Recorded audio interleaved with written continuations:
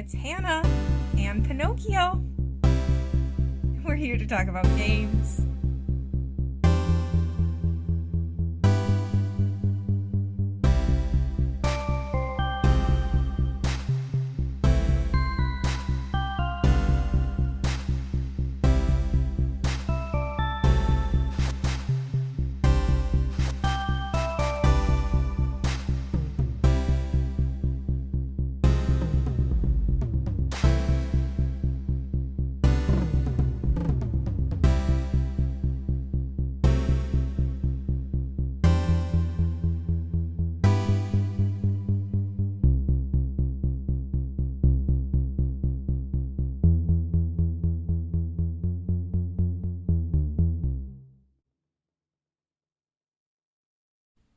Hello! Last time on this channel I was talking about educational trauma in my life and giving examples of that and kind of how that affected me a little bit. It's a pretty brief summary of my whole life in the educational system up until this point. And in my next video, all about my recovery process, I'll go into things a little bit more, but on the positive side of things. For today, I'm going to be diving into the 4 other topics that I didn't have time to get into in the last video. So I'll be talking about familial trauma, physical trauma, peer relationship trauma, and religious trauma today. Hopefully, if I can fit it all in. Here we go.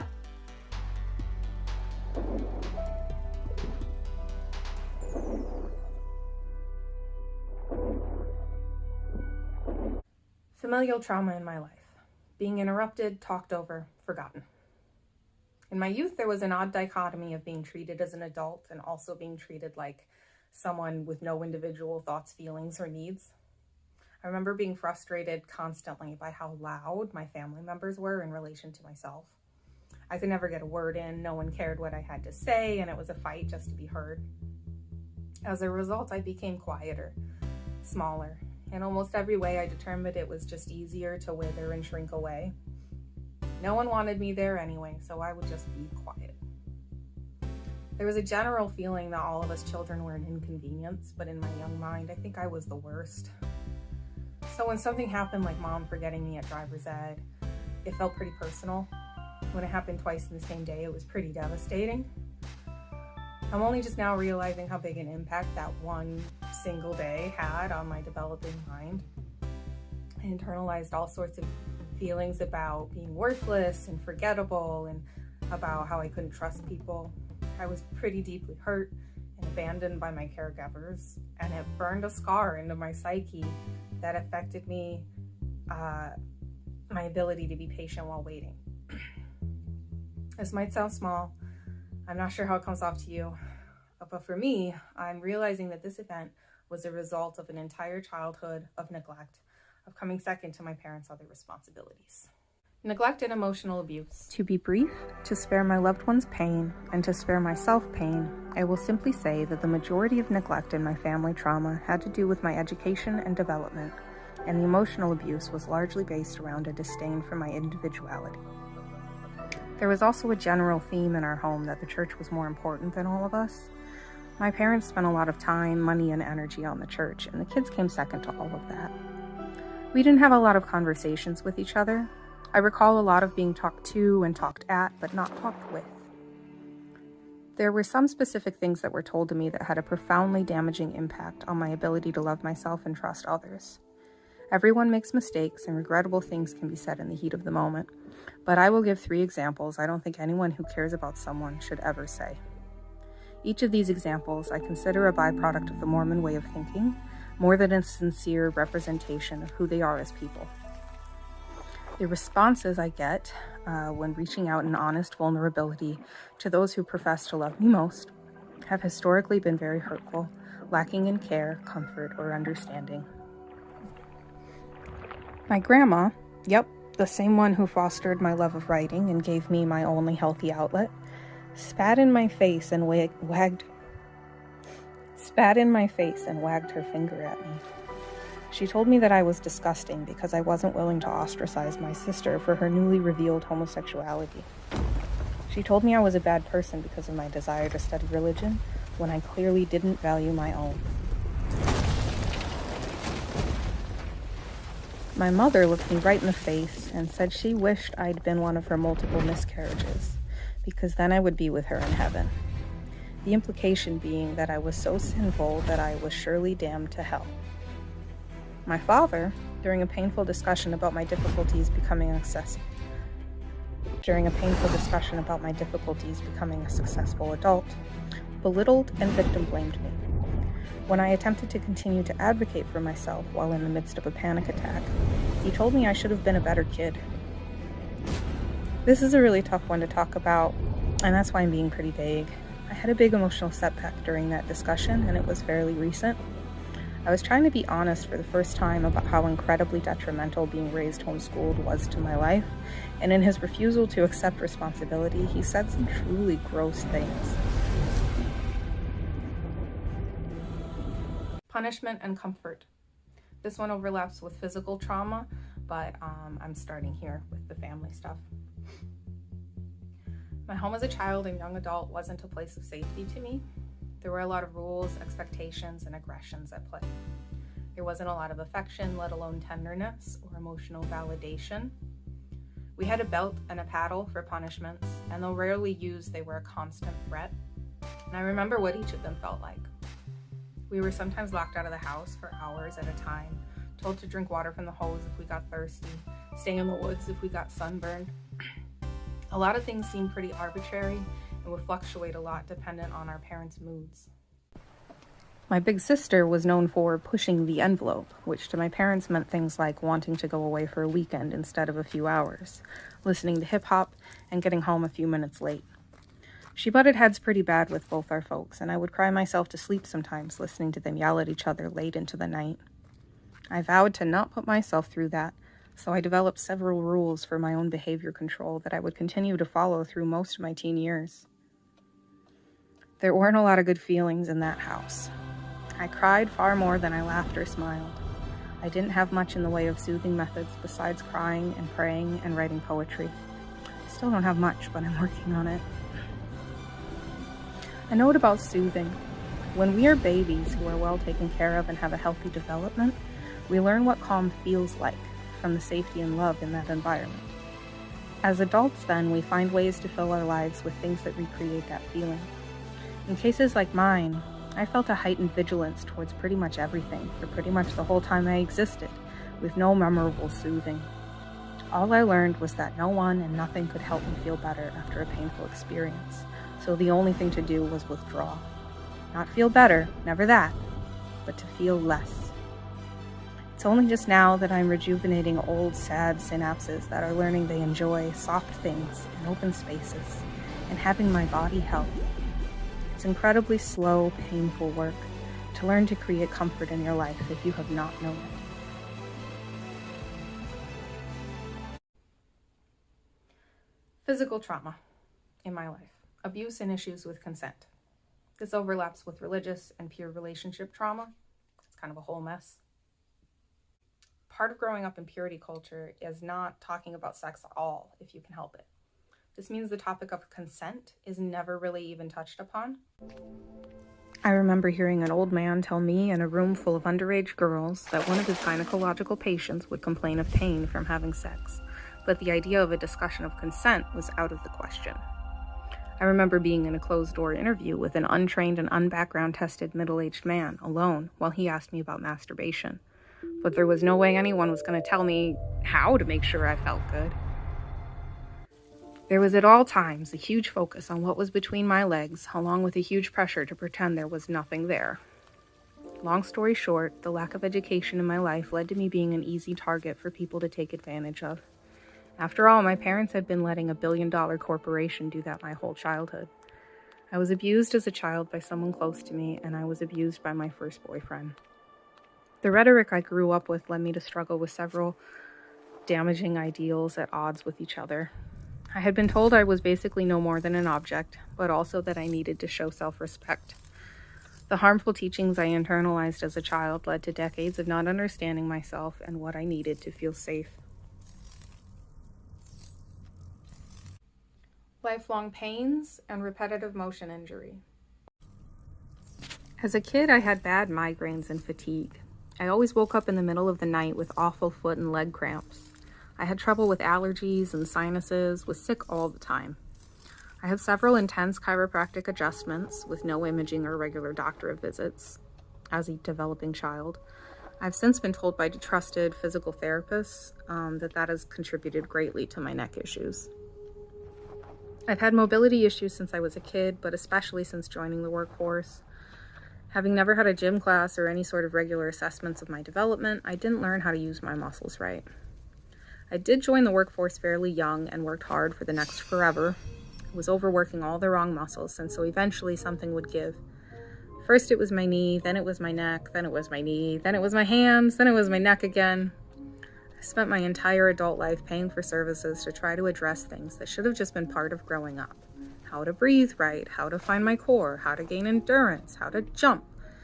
My inability to relax had also contributed to a general tightness and discomfort inside my own skin.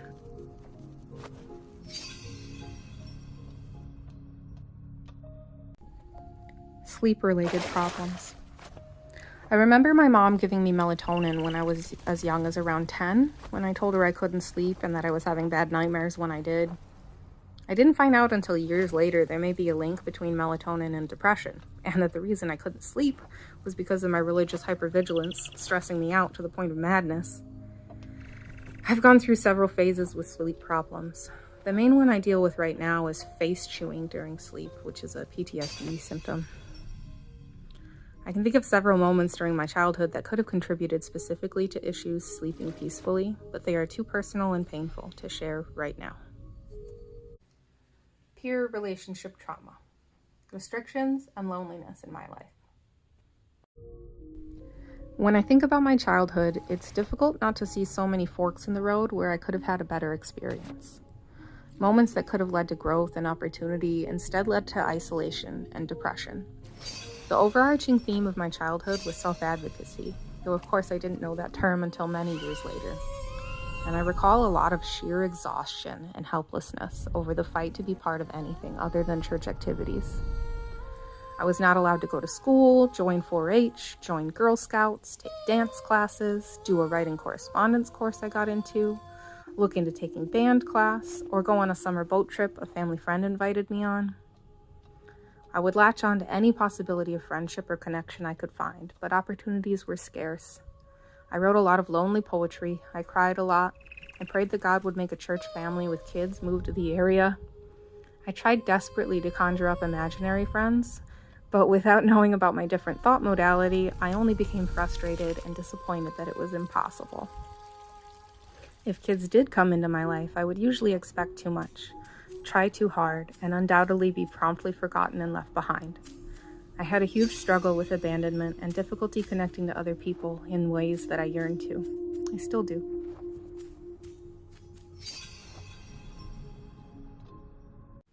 Personal relationships during my first 15 years of life. Relationships were few and far between. We were really only supposed to spend time with other church members. But living in a rural place, there really weren't many of those. We had tried a homeschooling group or two. That's probably their own video. But my family's constant attempts at conversion was off-putting and got us kicked out. The trend for me as a kid was I would meet someone, think we'd be best friends from then until forever, only for them to ghost me before ghosting was really a thing. I did have a couple of friends that came and went, and when I was 15, I met a group of people who I spent a year or two getting to know.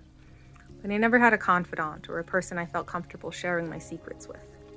I always felt like I was playing a game, trying to say the right thing to make them like me or to be interesting.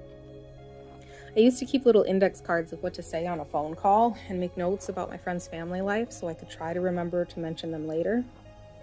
I was trying to teach myself social skills with so few opportunities and experiences that I'm sure I came off as very needy and awkward. But I was desperate to be part of a community, to feel connected to other people. I felt like I was supposed to get that from church, and I was never able to because I seemed to think differently. Relationships in my adult life. There's a lot more to the story of these relationships that I've had once I was grown and out of the house. This one would be really long if I really went into it. So to be brief, I'll say that I brought with me pressure, guilt, shame, and expectations into every relationship that I had. I alternated between being completely unable to trust and connect, to oversharing and being codependent. I have only a couple of people who have known me for a long time. Most of my relationships have been work-based or romantic. I yearn for friends and connection, but have found it difficult. I hope that having done the hard work in therapy and learning to advocate for and understand myself will make it easier from here on out. Understanding my triggers, my strengths, my thought modalities, and my needs should be helpful. It's been so difficult to feel like I've just turned 30, and now I've done almost enough work to feel like a person. Religious trauma. I'm going to start with young adult, talking about my time in seminary. It kind of overlaps with education, but I saved it for here.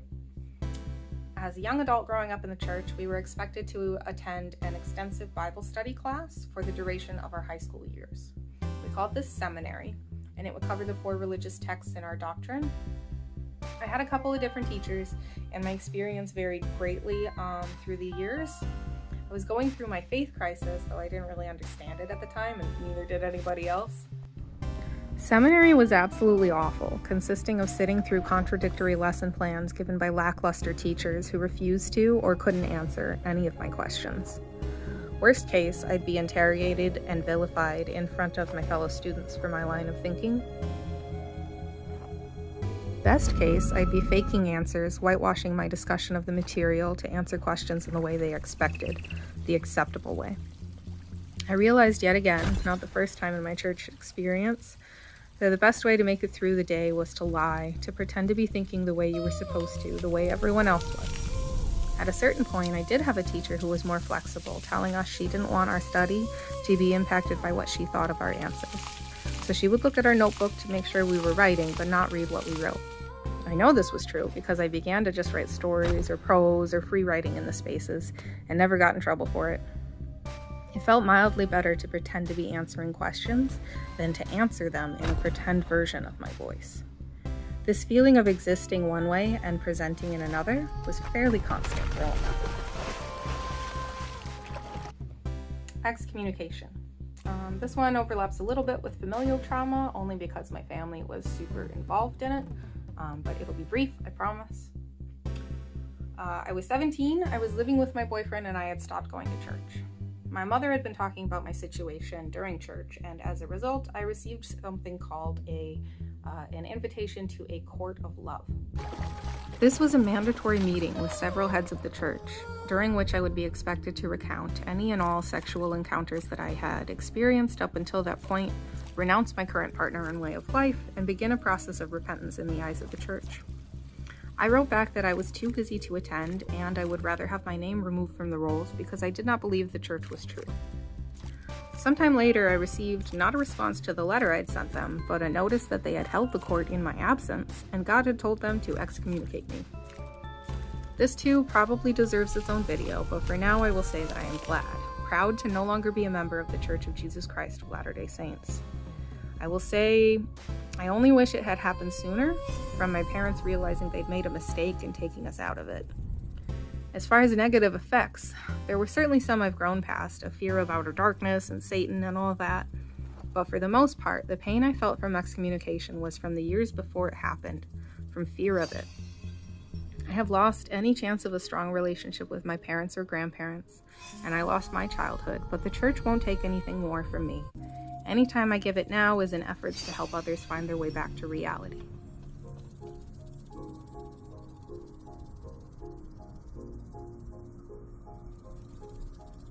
Effect on family connections. This one obviously overlaps with familial trauma, but I put it here because the religion is what caused all of it. The church permeated every aspect of my family life. The language used in my home lent itself to secrecy. My parents' marriage began with a secret ritual in a temple where they were given secret names. Each one of us was always battling our own little faith crisis and personal battles, waging like internal wars with ourselves to make sure we were good enough people. Hypervigilance makes it harder to connect to other people because you're so inwardly focused and so concerned with how you outwardly present. It makes it incredibly difficult to be authentic to yourself or to others. If that's the way your entire family functions, there's not a lot of space for getting to know each other or feeling close and comfortable.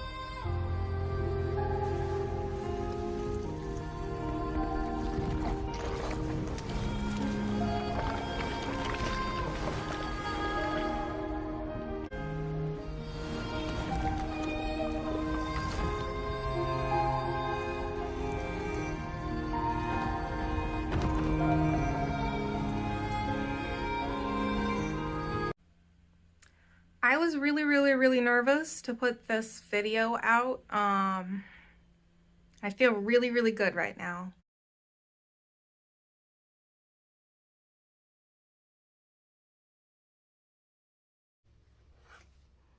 I'm having a difficult time looking at myself while I talk about these subjects, and so that's why a lot of this has been audio only, but games are cool anyways. You guys are here for the games, right?